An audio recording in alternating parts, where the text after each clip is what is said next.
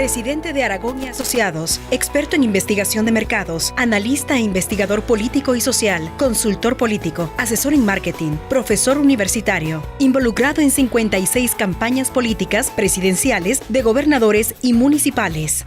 Ha trabajado en los mercados de Estados Unidos, Puerto Rico, México, República Dominicana, Guatemala, Honduras, El Salvador, Nicaragua, Costa Rica, Panamá, Venezuela, Ecuador y Colombia. En su larga hoja de vida hay libros y publicaciones en torno al mercado político y de interés humano.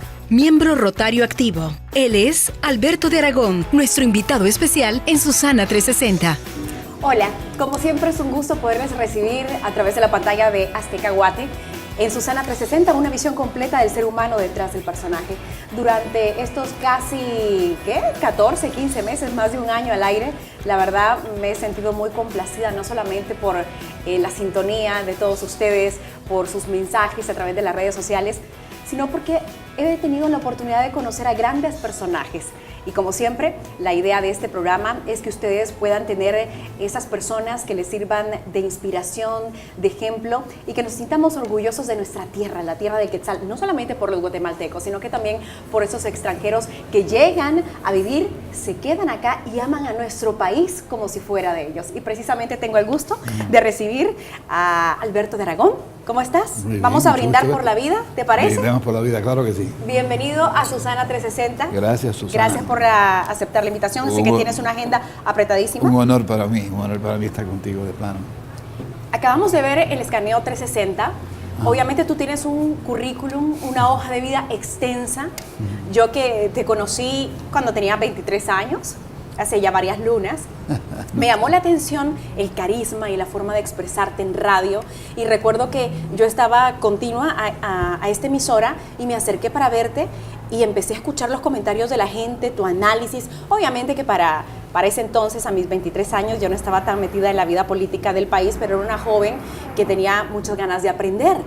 Y bueno, fue así como tuve el primer acercamiento contigo. Luego te he seguido toda tu carrera, tengo el gusto de ser tu amiga. Qué honor, gracias. Y ahora queremos conocer, no al escritor a profundidad, porque has escrito varios libros, analista, conferencista, consultor, catedrático, y bueno, si sigo no termino.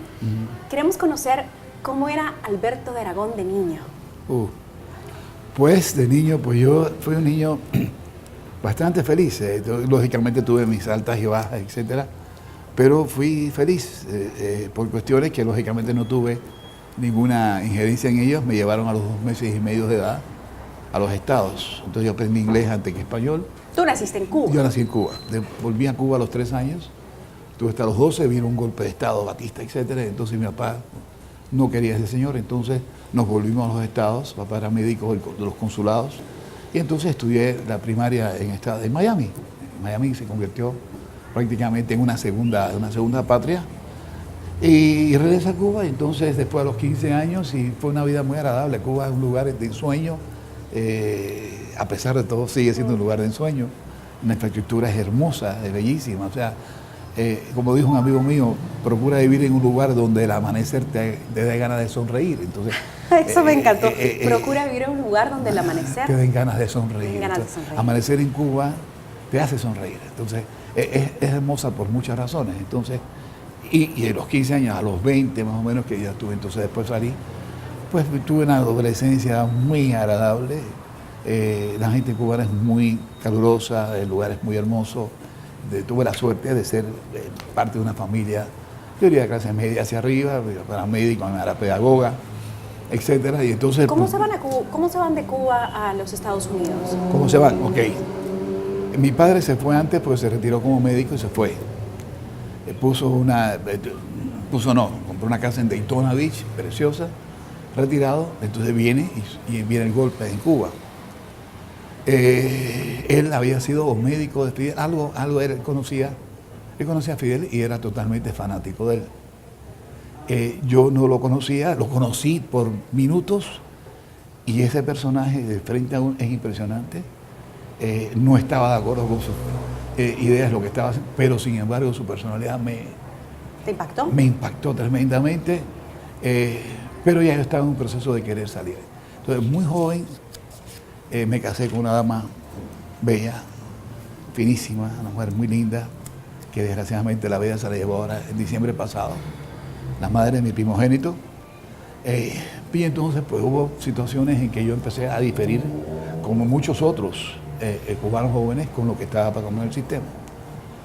Tuve el privilegio de trabajar en Cubana Aviación, la empresa, el empleador más grato y más bello del mundo.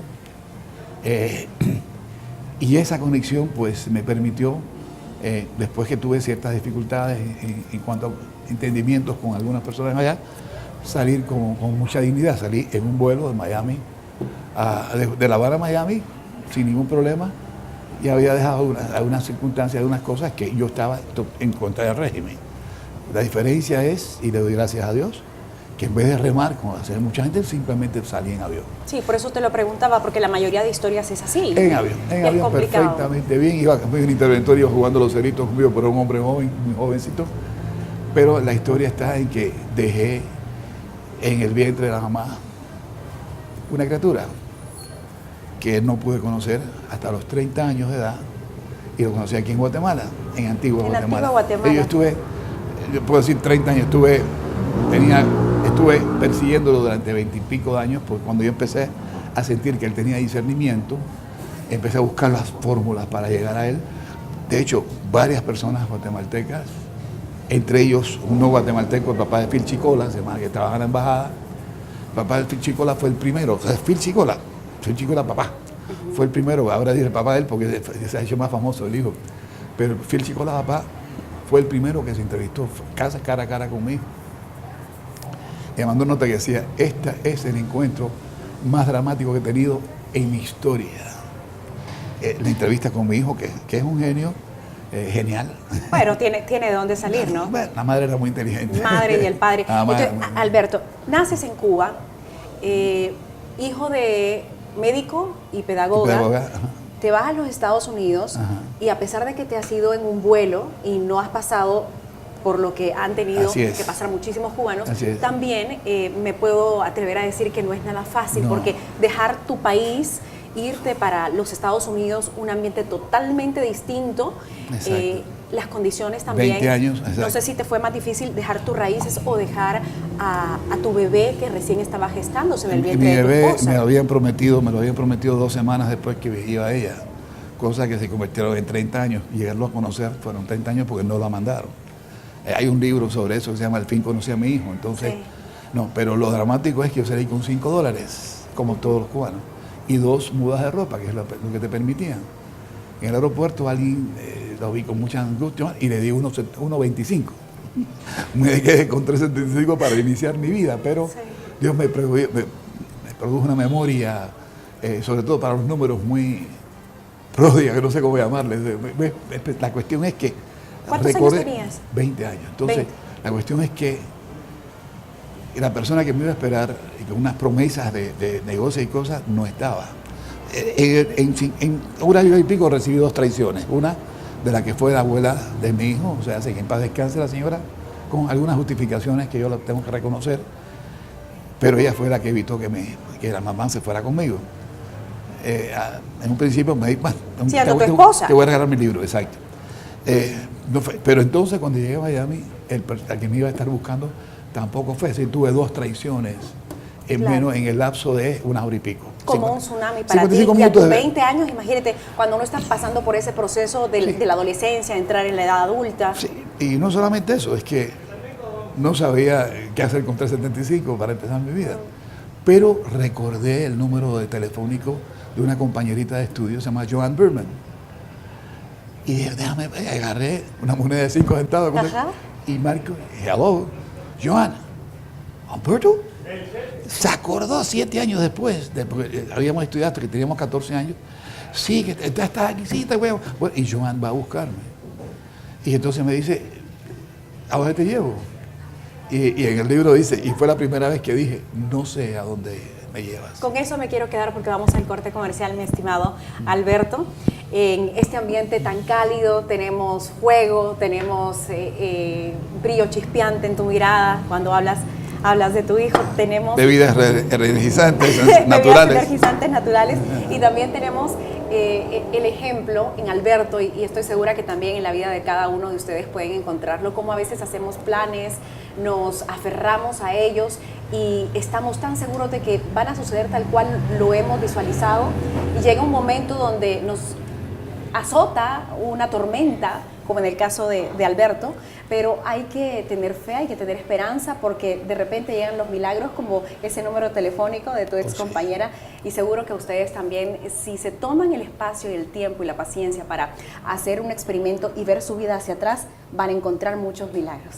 Vamos a la pausa comercial en Susana 360, quédese con nosotros, enseguida volvemos con más.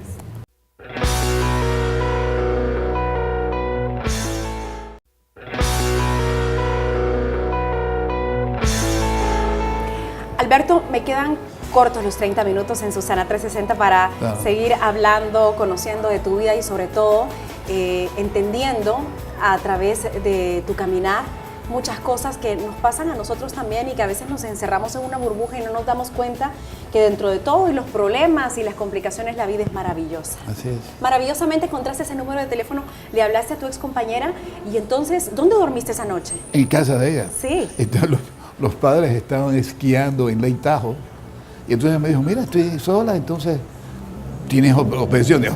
Ninguna. Entonces me llevó a su casa y me instaló en su casa. Si no te hubiera tocado dormir en la calle. Exacto, no sé, porque cuando yo no había refugio, no. ¿Te quedaban cuántos? $2. 3.75. Imagínate. 3.75 dólares. No, en casa de ella. Y entonces al día siguiente, pues yo empecé mi proceso de buscar empleo y entonces ya me prestó el carro de su papá, ¿no? O sea que fue una cuestión de Dios, o sea, que me viniera a la mente, me acordara del teléfono de ella y que me respondiera ella y que sus padres estuvieran en el estado. Pues si no hubieran estado, probablemente ella no me hubiera llevado a dormir a su casa. Claro. Entonces, claro, éramos cuates desde la infancia. ¿Y académicamente tú ya ibas con algún nivel cuando saliste de Cuba? En realidad, no. En realidad había estudiado lo que se puede estudiar. Había estudiado un año de Derecho, que no es nada, absolutamente. Donde yo estudié investigación de mercado fue en Puerto Rico, en la Universidad de Río Piedras, Puerto Rico, en investigación de mercado, cuando aquello ese era lo que te daban, o sea, el marketing como tal vino después, pero eso fue investigación de mercado. Saliste de los Estados Unidos y te fuiste a Puerto Rico. Exacto, estuve en Estados Unidos en un proceso de sobrevivencia increíble que tú ves que aparece la mano de Dios en todas partes, o sea, creas o no creas, una cosa, por lo menos a mí, se produjeron situaciones increíbles que no tenemos tiempo para contártelas completas. La cuestión es que personas que pasaron las mismas cosas que a mí, pasaron hambre, tuvieron que robar, tuvieron que dormir. Yo no robé, tuve que robar, no tuve necesidad de robar nada, no dormí la noche en un parque, no comía como yo hubiera querido, pero amanecía por una sopa que se llamaba, había un lugar que se llamaba White Castle, y te daban una sopa por 30 centavos, y por lo menos es, o sea, yo no dejé cada día, aparte estaban los compañeros de la línea aérea que estaban en Miami, que se portaron extremadamente bien. Siempre salía alguien que por alguna razón había tenido alguna relación conmigo anterior, y esto es muy interesante.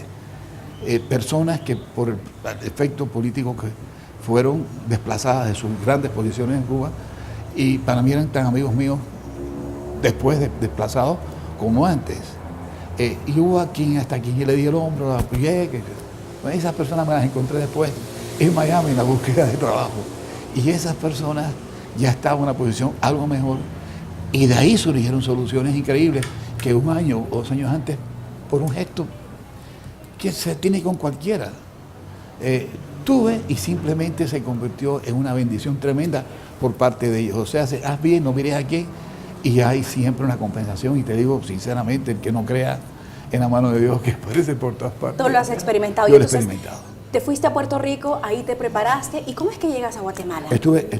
Ahí nos fuimos, estuve luchando en Train Sears, que es otro empleador sensacional. No tengo cómo agradecerle ese empleador. Y entonces ahí me fui al ejército norteamericano, por cuestiones no vienen al caso. ¿Estuviste en el ejército? En el ejército norteamericano. Estuve. ¿Cuánto tiempo? Debía haber estado 3 años, pero año y pico, porque mi padre le dio un infarto. Entonces asumí que debía, por si acaso, salir Y él, que era médico, como te repito, salí, el ejército me dio lo que llaman un hardship, un discharge de corazón, o sea, por una cuestión bondadosa, piadosa si le quieres poner, pero no fue necesario que yo ayudara. El papá se recuperó y siguió siendo médico. Pero entonces me surge, por las conexiones en Cuba, una oportunidad en Puerto Rico, que era regentear una empresa llamada Lorraine Travel, una agencia de viaje. Bueno, pues agarré y me fui a Puerto Rico con 23 años de edad.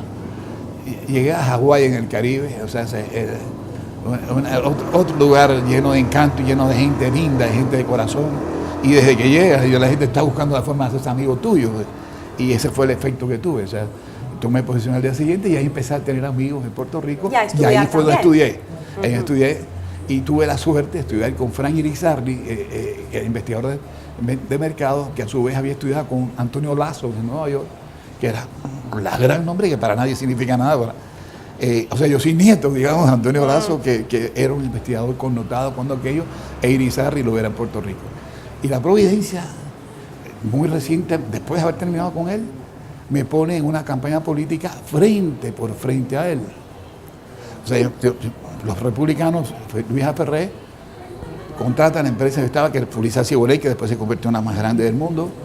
Y entonces, pues, lógicamente nos enfrentamos a los demócratas. ¡Wow! Y bueno, y ahí fue donde aprendí, porque ¿qué experiencias las tuyas? Puerto Rico, aunque es una islita con 4 millones de seres humanos sensacionales, es muy importante porque no se dilucida una cuestión política, una posición, se dilucida un estatus. Libertad total, anexionismo o Estado Libre Asociado. Entonces se dilucida una cuestión política, más que si tú eres gobernador o no. Entonces Ferrer era anexionista. Me toma, me gustó, yo le caí bien, el padre era cubano, tipo. Y entonces empiezo a conocer a los monstruos, digamos, de la consultoría que yo en mi vida hubiera pensado en una posibilidad de estar ¿Cómo una cosa te llevó a la otra? Trabajando, ¿no? Con Joe Napolitan, con Matt Reese, Bill Hamilton, que yo era su contraparte de investigación, que murió.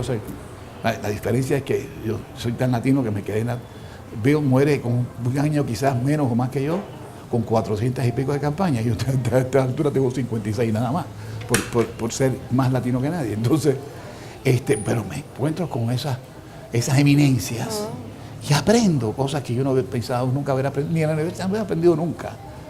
Bueno, y eso me proporciona entrar en el mundo político y empezar a hacer trabajo político, con la suerte que Dios siempre pone la mano en mi vida, que todas las campañas en que participé, que fueron 4 en realidad, 4 ¿Y o cómo 5, te fue? las gané, todas las gané, las ganó el equipo que yo trabajaba, o sea, el partido el que gana es el candidato, no el consultor. Pero ganaron todos, entonces me decían el invicto. Pero esas son las cosas de Puerto Rico. Y es así como te das a conocer también. Así, entonces vienen 4 años después y vienen los demócratas y me dicen, ¿usted está dispuesto a hacer por nosotros lo que hizo en contra nuestra hace 4 años? A mí me gustaban ya por cuestiones que no hay tiempo. Digo, mire, no, yo estoy dispuesto a hacer por ustedes lo mismo que hice a favor del mío hace 4 años. Yo no hago nada en contra de alguien. El efecto del trabajo hizo que ganaran ellos y yo estoy dispuesto a hacer lo mismo por ustedes, pero no en contra de nadie. Y entonces en ese año trabajo esa filosofía me gusta, no es en contra, es a favor de ustedes, es a favor, claro. Como, haciendo un ejemplo, como de los cremas a los rojos. Quien se baja por los rojos, no es en contra de los rojos, es a favor. Yo voy a hacer ganar al mío. Entonces, Cuchín Hernández Colón, que éramos afines de edad, con 32 años para gobernador de Puerto Rico. Entonces, pues yo trabajé con él. No me digas que ganó. Ganamos. Ganamos. Mira, qué lástima que yo no aspiro a la presidencia de Guatemala. Si no, te contrataría para que fueras mi consultor. Bueno. Vamos a ir a la pausa comercial, claro, pero gusto. Volviendo, quiero que me hables entonces de tu llegada a Guatemala, de tus libros también. Claro, mucho gusto. Alberto escribe poesía. No solamente eso, porque realmente es muy interesante encontrar gente como tú, con esta trayectoria, un intelectual totalmente. No, sí. Y que tenga ese carisma, esa chispa, porque la mayoría son como muy serios o están muy metidos en el trabajo y tú tienes eso, esa chispa que te identifica y por eso todo el mundo te llama para análisis de la vida política de nuestro país y también tienes fama de ser muy imparcial. Y eso nos gusta porque tus análisis son muy certeros y no estás de un lado ni del otro, sino que estás del lado del ciudadano. Vamos a la pausa, enseguida volvemos con más. Desayunamos, vamos a pedir el desayuno ahora. De una vez. Claro, claro.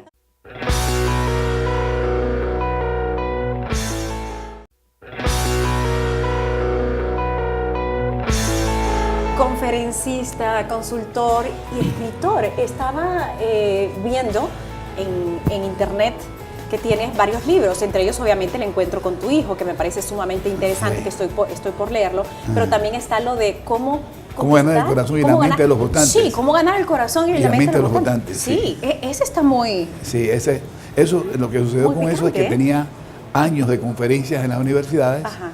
Entonces una secretaria mía me dice, ¿y por qué no convierte esto en un libro, Lick? Si ya lo tiene escrito. Dijo, ya lo tiene escrito, nada más que es cuestión de ordenarlo. Oye, tenía de cierto punto razón, pero costó 5 años ordenarlo. O sea, pero lo hiciste, sí, lo sacaste por fin. 5 años ordenarlo. Y entonces lo que más me satisface de ese libro, primero ha sido criticado por doctores en ciencia política como Sadio Arabini de turno, como Jorge del Oro Trigo. Pero qué honor tener la mirada de esos críticos. Y entonces, y no voy a decir qué dijeron, simplemente me satisfizo lo que dijeron del libro. Entonces, lo leyeron. Y me gustó mucho lo que dijeron. Entonces, y otra cosa que me dijo Ali, me dijo, no tuviste ningún egoísmo porque el que siga este libro de una forma ordenada, etcétera, puede manejar su campaña. La idea era poner a la disposición tuya, si no tenías muchos recursos, la oportunidad de manejar una campaña profesional sin necesidad, no podría pagar una consultoría. Sin necesidad de caer en ciertas consultorías que te arrancan la vida. ¿Cuántos libros tienes? Perdón que vaya tan acelerada, pero ya casi perfecto. No, en política, uno y varios folletos, casi libros de la Universidad de Andívar, hágase la campaña, etcétera, que no han salido al mercado. Que estén siendo vendidos en el mercado, cómo ganar el corazón y la mente de los votantes, y al fin conocí a mi hijo, de mi hijo. La cuestión que tú dices de poesía es un folletito que se lo regalo a personas como tú. No, pero folletito es algo increíble. Sí. Bueno, vamos a degustar esto delicioso. Gracias, amigo. Este es un guatemalteco en París, ¿no? Así es. Ya que no puedo ir a París, pues entonces vengo siempre a comer mi guatemalteco en París, aquí que me encanta. Y con banderita y todo, porque estamos en el mes de la patria. Cuando venga el corte lo pruebo. Entonces, mira, la poesía también, pero quiero que me hables de un fragmento muy corto de este libro, que a mí, en lo personal, y eso cuando lo he leído, solamente por medio de las críticas, Berganza me parece que escribió algo. Gustavo, ¿cómo no? Me gustó mucho. Yo estaba esperando algo como muy fuerte, pero realmente muy acertado. Y por haber descubierto tu vida y todos esos procesos difíciles, realmente se valora mucho por abrir tu corazón. ¿Qué podrías resaltar de este libro? Hablas de mi hijo, pues, porque los que hicieron la presentación fueron Gustavo Arias, Marto Aguirre, Armando Latorre. Fueron los que presentaron el libro. Bueno, es una narrativa biográfica totalmente cierta. Yo consulté. Al desnudo. ¿Perdón? Al desnudo. Total. Las cosas que pasé, cuando sabes, lo cerca que estuve del hambre, las cosas que te pasan por la mente cuando el hambre te acompaña, a punto de, y entonces decirle a Dios mío, dame una mano, y pensar que yo no era pobre, yo estaba pobre en ese momento, no es que lo fuera, y que esa era una oportunidad para conocer el dolor ajeno. Entonces, yo decía, si yo aguanto este sufrimiento, esta hambre, estos problemas, voy a aprender algo del ser humano que yo desconocía antes de llegar acá. Es una oportunidad de poder hacer. Y me contuve, y entonces vi otros que no se contuvieron, y la vida los castigó, eventualmente tuvieron muchas satisfactorias en ese momento, pero después los castigó. En el caso nuestro aprendimos, es más, como soy rotario, cuando tuve la presidencia de Rotario, me acuerdo que dije, y en el momento en que pensé, entendí el hambre ajena y les pedí a Dios no permitir que los demás seres sufrieran de hambre, ni yo tampoco, me convertí en Rotario antes de saber que el Club Rotario existiera. En ese momento me había convertido en Rotario. Entonces, lo que te quiero decir con esto, que el dolor te da tantas oportunidades como la bonanza y la satisfacción. Entonces, esas son las partes del libro. Mi hija, están confesiones que utilicé a mis hijas de alguna forma como presión para que mi hijo reaccionara. Consulté con ellas, inclusive, que todo lo que había dicho si era correcto y todo. Y la mejor evidencia fue que él se resistía a que yo escribiera. Bueno, ya que lo vas a hacer, mándame copias. Mandé copias y no refutó nada. Y la madre, que en paz descanse, no dijo nada al respecto. O sea, esa es una narrativa que quien lo conoce pues llega a conocerme un poco, mucho mejor de lo que es la vida. Para cerrar este programa, quisiera que me dijeras qué sentiste cuando tuviste en Antigua Guatemala cara a cara a tu hijo y pudiste abrazarlo y por fin, después de ese largo camino, pudiste tenerlo. Mira, yo creo que es interesante, otro amigo que quiso acompañarme en ese momento se llama Tomás Quesada, que tiene una agencia de seguros acá. Tomás fue conmigo y presenció el momento en que me enfrenté con mi hijo. Entonces venían subiendo, eran como 8 o 10 muchachos o más. Venían subiendo y yo había, eso tienes que leer el libro para que te des cuenta la historia de cómo llegué, cómo logré llegar a él. Ayuda de gente de aquí. Le dije, mira, aquel es mi hijo. ¿Cómo va? Si vienen 8, ese es. Pero yo no sé cómo, es ese. Y entonces cuando se acercó le dije, tocayo, pues yo me había inventado el término tocayo con el temor de que no me quisiera decir papá, cosa que no ha hecho nunca, y yo tampoco decirle a él algo que lo ofendiera, hijo. Entonces tocayo pues se llama Alberto, la madre le puso el nombre mío, se llama Alberto José. Dije, tocayo, dije, sí. Digo, ¿te parece mucho a tu mamá? Dice, ahí me dicen lo contrario. Entonces, nada de eso, al fin tengo papá. No. Al fin cuando se me dijo era yo, las partes emotivas, por parte de él no había tales emociones. Entonces, y era efecto de cosas que están justificadas. Entonces, dije, bueno, ¿dónde nos reunimos? Dije, deme 45 minutos porque estoy un poco nervioso. Me dijo. Y bueno, que en el bar dentro de 45 minutos. Vale, hombre de 30 años, después de echarme un trago con él. Entonces, efectivamente, parece que los genes... A los 45 minutos estaba puntual. Exacto. Entonces iniciamos un diálogo. ¿Un diálogo? Con él iniciamos un diálogo de 3 días. Que lo hacíamos después de cada comparecencia de él en ese evento, porque él es director de ACNUR en Cuba de las Naciones Unidas, un programa de las Naciones Unidas, es un personaje. Y la madre lo era también. Una figura muy notable en Cuba. No tenía de dónde heredar. Te di las manos, te estreché porque son tus manos. puntuales. Sí, no, y porque además contigo las cosas no se hacen como normalmente se esperarían. Quisiera tener mucho más tiempo para conversar contigo. Y yo contigo. Gracias. Hay muchos temas que tocar, Guatemala, pero quiero tener la oportunidad de entrevistarte una vez más para que ya veamos la parte profesional, porque tienes mucho que dar a nuestro país y a otros de Y te invito fuera de cámara cuando tú quieras en mi casa, en tu casa. Yo que lo sigamos sé. hablando Yo lo sin sé, cámara. y aprendo muchísimo porque eres un catedrático excelente y un gran amigo. Gracias, Alberto. Para mí es un honor estar contigo. Nos quedamos desayunando, me terminas de contar. Claro. y por supuesto también luego voy por el libro, que me parece muy interesante. Okay. Chao, Gracias. hasta la próxima.